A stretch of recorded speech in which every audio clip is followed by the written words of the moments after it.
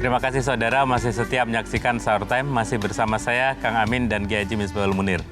Saudara, sesi ini adalah sesi Anda bertanya, Kiai menjawab. Jika saudara memiliki pertanyaan terkait tema atau hal lainnya, bisa langsung kirim melalui WhatsApp dengan format ketik nama, spasi kota, spasi pertanyaan Anda, kirim ke nomor yang tertera di layar televisi Anda. Pertanyaan yang sudah masuk akan dijawab pada segmen Anda bertanya, Kiai menjawab. Saya mengingatkan kembali bagi saudara yang ingin berdonasi untuk para guru ngaji, santri majelis taklim dan pesantren yang terdampak COVID-19 bisa berdonasi di Dakwah Peduli COVID-19 dengan melalui rekening BCA 29120900915 atau bisa melalui situs kitabisa.com dengan memindai QR Code yang terdapat di layar televisi Anda. Nah, selain donasi, Anda juga bisa menyalurkan zakat melalui NU Care Lazisnu di nomor rekening yang tertera di layar televisi Anda sebesar Rp35.000 per individu. Atau untuk zakat mal silakan dihitung masing-masing. Nah, pagi ini kita kedatangan narasumber istimewa yaitu Ketua Pengurus Besar Nahdlatul Ulama Kiai Haji Aizuddin Abdurrahman atau biasa disapa Gus Ais. Assalamualaikum Gus. Waalaikumsalam warahmatullahi Silakan Gus. wabarakatuh. Sehat Gus? Sehat. Salamnya jaga jarak. Gus ya. Silakan duduk Gus. Nah saudara, Gus Ais ini adalah salah seorang ulama yang juga Ketua Pengurus Besar Nahdlatul Ulama. Terkait dengan tema hari ini Gus, jadi sebentar lagi Ramadan akan pamit kepada kita. Nah terkait itu juga Corona ini masih dengan kita ini masih sok akrab gitu Gus. Belum mau pergi-pergi juga. Nah mungkin ada yang disampaikan oleh Gus Ais kepada masyarakat. Silakan Gus. Nggih, matur suwun. Assalamualaikum warahmatullahi wabarakatuh. Waalaikumsalam warahmatullahi. Alhamdulillah, Allahumma sholli ala sayyidina Muhammad. Bulan Ramadan kali ini sangat istimewa sekali karena bertepatan juga dengan musibah pandemi corona. Tetapi justru sebaliknya, kenapa istimewa? Semakin menyadarkan kita untuk kemudian tetap bermuhasabah, introspeksi diri, dan lebih-lebih lagi menguatkan amal ibadah kita selama bulan Ramadan.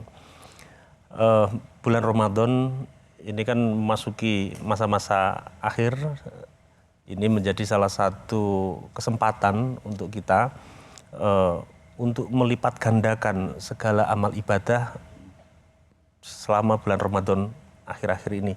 Karena memang masa akhir bulan Ramadan ini luar biasa. Kanjeng Nabi Muhammad SAW itu mencontohkan bahwa amal ibadah di akhir bulan Ramadan harus ditingkatkan sebaik mungkin. Semoga kita semua diberikan kekuatan untuk kemudian bisa mencontoh apa yang dilakukan oleh Kanjeng Nabi. Yang paling pokok setidaknya ada 3 hal. Yang pertama adalah bersedekah, entah itu dengan keluarga atau saudara maupun tetangga sekitar, apalagi kepada mereka yang membutuhkan dengan semampunya. Segelas air putih pun itu juga sedekah, betul. Yang kedua, bisa juga kita meningkatkan amal ibadah kita untuk membaca Al-Quran. Di setiap kesempatan yang ada, di kesempatan-kesempatan yang sangat baik. Dan itu pun juga tidak harus menjadi beban, tetapi kemudian ini menjadi kebiasaan. Kita bisa bersama-sama, sendiri, ataupun waktu-waktu luang yang ada. Ada juga kita beriktikaf. Nah ini juga penting. Cuman ada pertanyaan juga mungkin. Ketika dalam kondisi wabah corona semacam ini, seperti saat ini, iktikaf mungkin di masjid dibatasi. Tetapi sebenarnya kalau kita menelisik lebih dalam lagi, makna dari iktikaf itu adalah menetap, berdiam diri. Artinya bahwa kita membatasi diri kita untuk betul-betul berintrospeksi, berzikir, mendekatkan diri kepada Allah SWT agar ibadah Ramadan ini betul-betul bermakna. Berarti kesempatan yang sangat baik sekali untuk kemudian mempertebal dan mendekatkan diri kepada Allah Subhanahu wa taala. Baik, terima kasih Gus. Ini adalah sesi Anda bertanya, Kiai menjawab. Sekarang ada pertanyaan dari Saudara Rian di Cianjur. Bagaimana menyikapi perbedaan mazhab di masyarakat, Kiai? Kiai Misbah. Izin Gus Ais ya. Oh enggak ya. Jadi perbedaan sampai kapanpun tetap akan ada. Kita ini diajarkan di pesantren Kang Amin, para ulama mengajarkan begini, la yungkarul mukhtalafih wa innama yungkarul mujma'alih. Jadi masalah khilafiyah nggak usah ingkar sudah. Kita masing-masing gitu, jangan usil. Kunut tidak kunut, benar nggak? Sholatmu berapa? 20 rakaat. Satunya ya 8 rakaat, jangan ribut. Wa innama yungkarul mujma'alih, baru kalau masalah mujma'alih yang sudah disepakati oleh ulama, ada yang menentang, baru kita tegas. Jadi sampai kapanpun akan ada. Dan kita harus toleransi terhadap perbedaan. Kalau saya mengatakan ada perbedaan, ada penyimpangan. Kalau perbedaan boleh, beda suku ada, kan gitu Gus ya. Bahkan beda madhab, beda bahasa, macam-macam. Dan kita boleh berbeda. Nah ini penting untuk disampaikan sehingga tidak habis energi bangsa ini untuk memikirkan masalah perbedaan yang sebenarnya boleh. Jadi jangan sampai ikut madhab usiliyun. Orang-orang usil Ya, aja. usil saja gitu ya. Berbeda boleh. Sampai kapanpun namanya khilafah itu akan ada. Nah, tapi yang terpenting ayo kita sepakat. Misalnya ada sesuatu yang sudah disepakati oleh ulama, baru kita tegas. Itu Kang Amin. Baik, Kiai. Ibu Sukaisah di Pondok Kelapa bertanya, ini masih Ramadan yang akan segera berpamit dengan kita dan juga pandemi yang masih akrab dengan kita ini. Pak Kiai, Ibu Sukaisah bertanya, doa atau amalan apa untuk hati yang gelisah? Kang Amin, pada prinsipnya kita tahu obat daripada agar kita tidak gelisah adalah zikir ya Gus ya. Ala bidzikrillahi tatma'innul qulub. Jadi dengan zikir hati kita akan tenang. Dan saya pesan kepada ibu yang tadi siapa bertanya? Kaisah, Pondok Kelapa. Ibu Sukaisah, sesuaikan zikir ibu dengan situasi dan kondisi. Boleh zikir dengan subhanallah, dengan alhamdulillah, dengan Allahu Akbar, dengan sholawat, monggo. Yang mantap di mana silakan amalkan. Karena kita tahu, katanya para ulama itu tanawwa'at ajnasul a'mal li tanawi waridatil ahwal. Jadi memang masing-masing orang itu memang suka-suka itu Gus. Ada yang mantap dengan Yasin gitu ya. Ada saya tanya, saya biasa waqiah Pak Yai. Ada yang satu tanya, saya sholawat Pak Kiai. Tapi intinya zikir kepada Allah.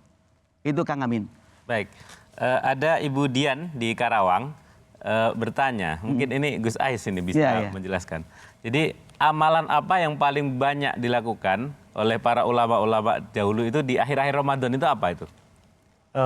Banyak ya amalan. Rata-rata kalau kiai-kiai terdahulu itu setelah berjamaah dengan santri-santri atau dengan keluarganya gitu, malam beliau tafakur. Jadi